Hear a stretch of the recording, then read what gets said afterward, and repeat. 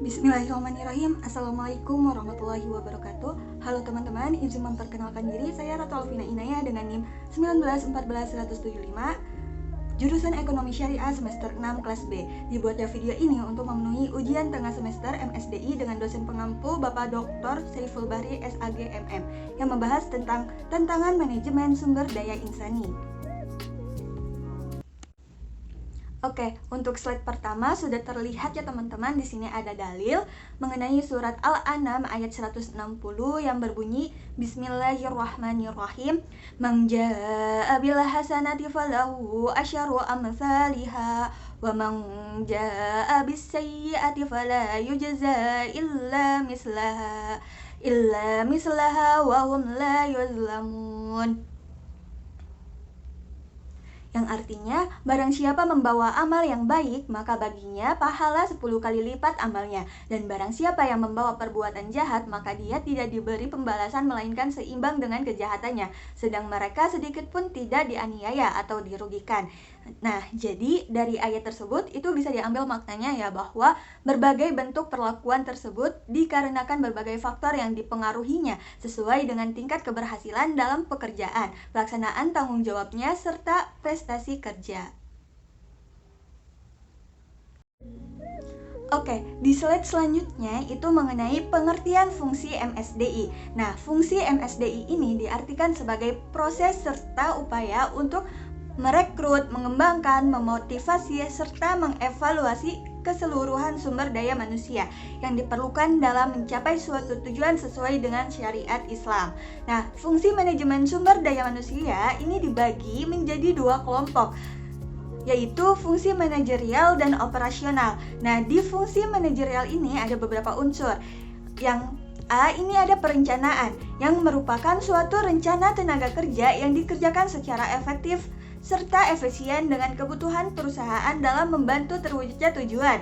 Yang B, ada pengorganisasian, yang merupakan suatu kegiatan untuk mengorganisasi semua karyawan dengan menetapkan pembagian kerja, hubungan kerja, delegasi wewenang, integrasi dan koordinasi dalam bagan organisasi. Yang C, itu ada pengarahan, yang merupakan suatu kegiatan mengarahkan semua karyawan agar mau bekerja sama dengan bekerja secara efektif serta efisien dalam membantu tercapainya tujuan perusahaan, karyawan, dan masyarakat. Yang D, itu ada pengendalian, yang merupakan suatu kegiatan untuk mengendalikan karyawan agar mentaati peraturan yang telah ada di dalam sebuah perusahaan dan bekerja sesuai dengan rencana. Nah, untuk fungsi operasional MSDM ini ada beberapa unsur juga. Yang A, ini ada pengadaan. Nah, apabila proses pengadaan dapat berjalan dengan baik dan menghasilkan pegawai yang berdedikasi tinggi pada perusahaan, maka jalan operasional kerja dalam suatu perusahaan dapat dimaksimalkan. Yang B, itu ada pengembangan, jadi pegawai tidak hanya berfokus pada skill kerja, melainkan yang paling penting adalah mengembangkan motivasi untuk mau belajar lebih dalam dan mengenali segala bentuk potensi di dalam dirinya sendiri. Terus yang C, ini ada kompensasi. Nah, kompensasi ini pemberian balas jasa langsung atau tidak langsung, atau uang atau barang kepada pegawai sebagai imbalan jasa yang diberikan kepada perusahaan. Yang D, ini ada pengintegrasian, yang merupakan kegiatan untuk mempersatukan kepentingan perusahaan dan kebutuhan pegawai. Yang E, ada pemeliharaan. Nah, jadi usaha untuk mengabadikan angkatan kerja yang memiliki kemauan dan mampu untuk bekerja. Yang F, ini ada kedisiplinan, alat para manajer untuk berkomunikasi dengan pegawai agar mereka bersedia untuk meningkatkan kesadaran dan kesediaan seseorang mentaati semua peraturan perusahaan. Dan selanjutnya itu ada pemberhentian. Nah, saat awal pegawai tersebut melamar pekerjaan, di sana telah dijelaskan kapan pegawai tersebut diperboleh untuk berhenti atau perusahaan dapat memberhentikan sebelum kontrak berakhir.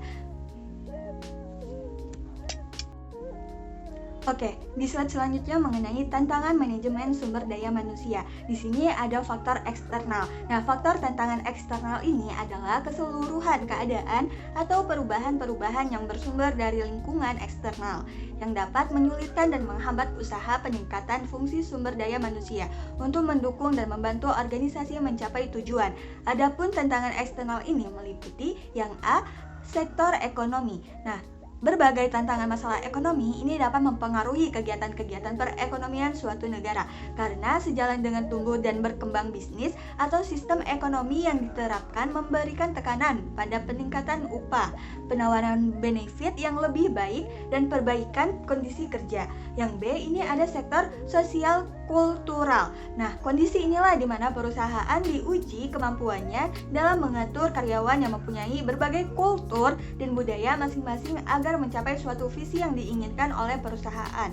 Yang C ini ada sektor internasional dengan diterapkannya pasar bebas dan diberlakukannya masyarakat ekonomi ASEAN.